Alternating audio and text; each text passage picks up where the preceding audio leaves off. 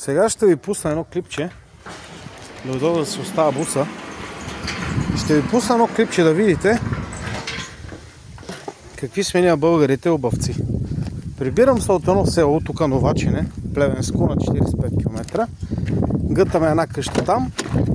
И вече тръгвам да влизам в Плевен, покрай едно село Гривица, на главен път. И има сигурно 200 коли спрени на главния път. И аз тръгвам да се предвиждам с буса надолу и един почва ми се кара, защото съм бил слизал надолу, че е падал едно дърво. И аз му казвам, карай след мене да идем да видим за какво стана въпрос, че аз съм с 10 човека в буса. Слизаме ние надолу и какво става там? Моите работници, дето гътат къщата, са роми. И ромите викат, гледай българска работа, гледай 200 коли седят, никой не слиза. Та имаше един пенсионер до мене, вика, имам резачка. Викам, че дай резачката. Слезнаваме 10 човека, включи се един младеж, колкото мене, 30-35 годишен. Включи се един младеж, значи точно за 10 минути отрязахме половината дърво, колкото да мога да се освободи половината път. Отрязахме го. През цялото време, докато резахме дървото, 200 коли стоят и гледат. Даже имаше 10 коли, където правят обратен завой и карат в насрещното.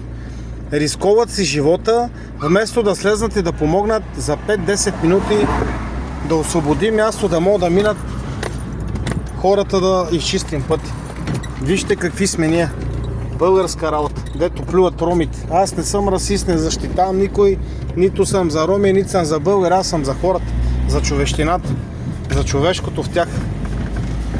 И думата, където казват съединението прави силата, май много не го използваме ние българите. Само сме на думи. Васил Левски е казал, не трябват думи, а дела. Нали знаете? Помагайте си, бъдете хора. Сега ще ви пусна клипа да видите колко лесна била работата и колко бързо стана. Просто трябва да си помагам. Гледайте се. 200 коли. Падна едно дърво и 200 коли седат и чакат тук. Гледай. 200 коли седат и чакат, никой няма да слезне. Накарах момчета, слезнахме. Дойде един мъж с една резачка, отрезахме дървото, ама са мине. 200 коли седят и чакат и правят обратен завой. Ей, българската работа.